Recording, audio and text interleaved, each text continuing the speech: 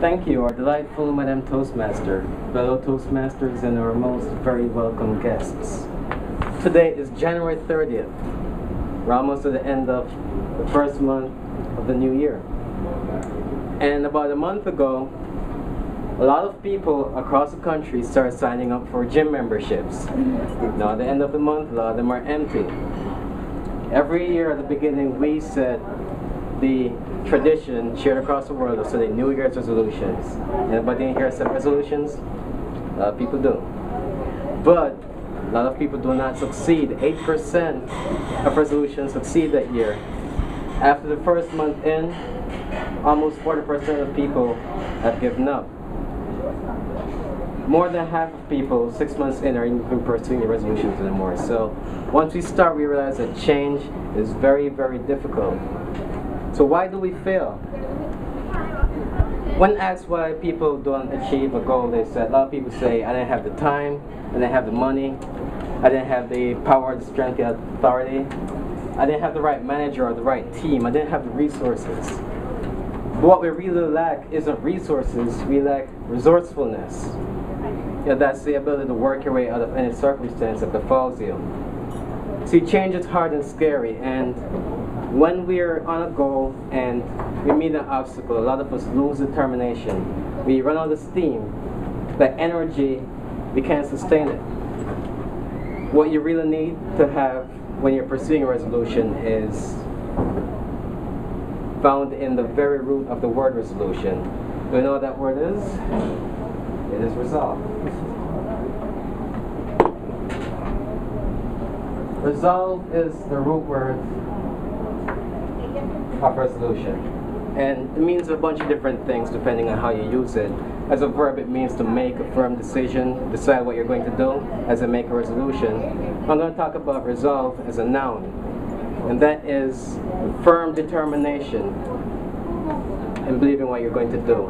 Perseverance. We use it in context of saying something very unshakable. So you hear a phrase a lot like a steely resolve. It's supposed to imply something that really does not move. That is your resolve, and that's what will get you through to your resolution. And I gave some thought about the components of resolve, and I want to take you through that letter by letter. So the R is your reason. What's the reason that you set out on this goal?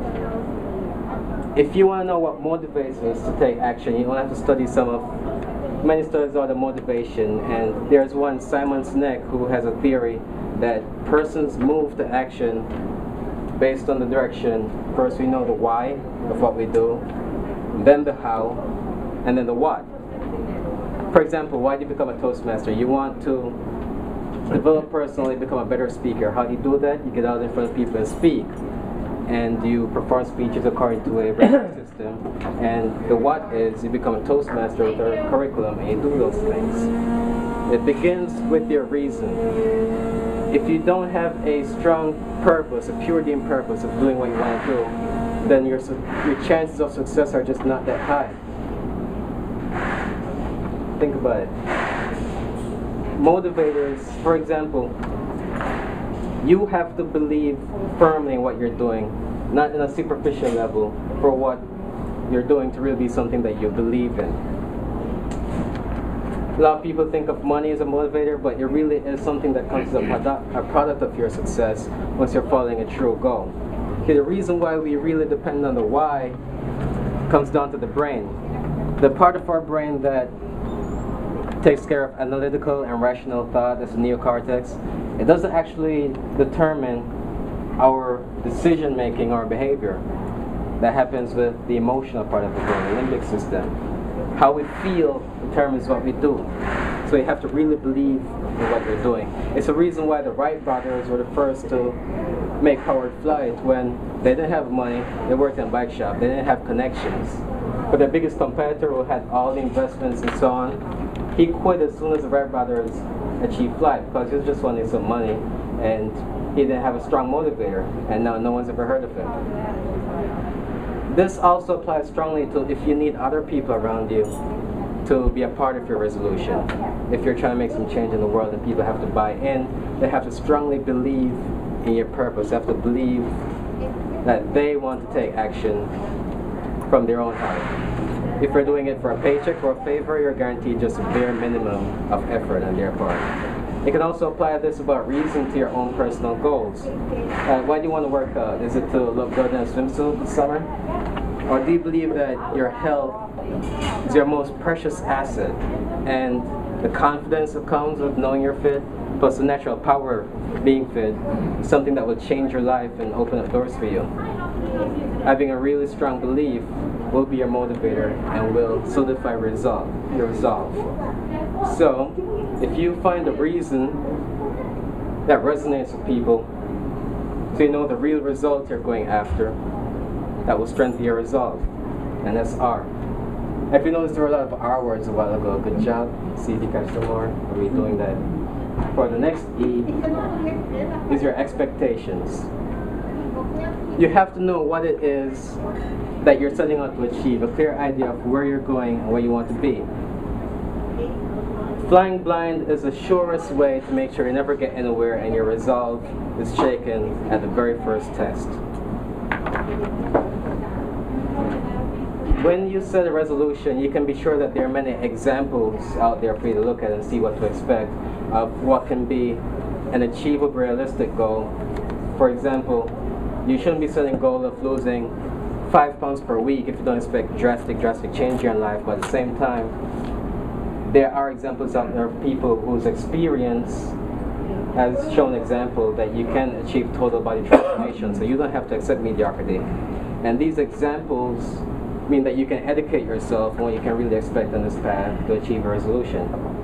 So that is the second E.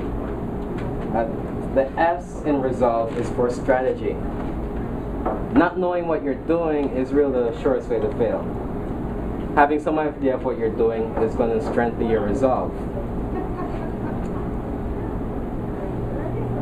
If the other meaning of the word resolve in math and science is to break down something into smallest and simplest components, and that is something you should do with your goals. Make it into bite-sized pieces that you can handle and you can follow along step by step until you reach your goal. When we spoke about reason, the most important part of resolve, we said that you really follow emotion, and the same Simon Sinek said that people follow Martin Luther King because he had a dream, not because he had a plan. But the plan is very necessarily the same. So if you make some small, simple, and sensible steps to achieve your goal, a good strategy, then that will strengthen your resolve. The O is for optimism. Another sure way to fail at your resolve is if you just don't believe that you can actually get this done. Now, I have to be clear, when I say optimism, I don't mean that you should never be expecting to see setbacks. Matter of fact, you have to expect that, set with expectations. What I mean is that when these obstacles come up, you have the sense of mind to persevere and go on and know that this can get better if I just outmaneuver my obstacles while you have your eyes on your objective. So being optimistic is very, very important to maintain your resolve. The L is for life, or more specifically lifestyle, because New Year's resolutions really break down to a change in personal behavior and habits, right? It has become a part of your life. So if you truly believe in what you're doing, eventually each challenge that was a struggle at first can become something that you learn to love, something that becomes a real part of your life, so that your resolve has some longevity, so that your goal, your resolution can follow you for a lifetime. And there's V, you need to visualize.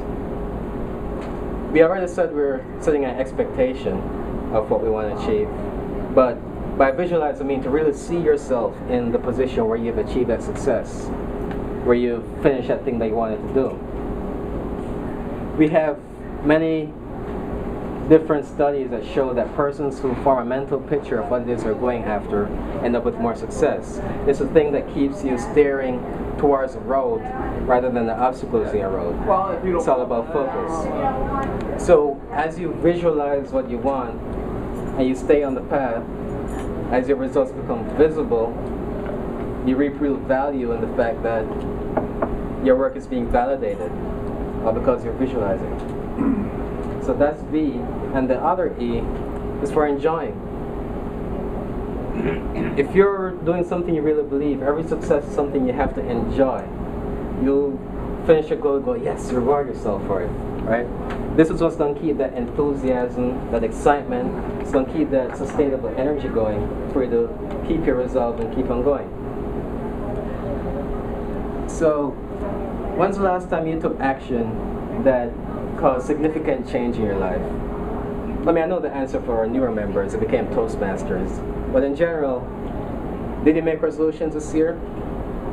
But if you don't want resolution to be in one year and out the other, then you need a strong, firm resolve. Applying these letters to myself, I resolved to improve my fitness this year, and the reason is I've never really been a person they call the most fit or athletic, and I know that later on in life, this is something that really affects you, and I want to be there very strong for my family, wife, and kids, and so on. I have the example of my best friends who've gone from looking like me to being in the best shape of their lives, and through that example and their experience, I've been able to educate myself so I know what strategy, diet, and exercise I need to pursue.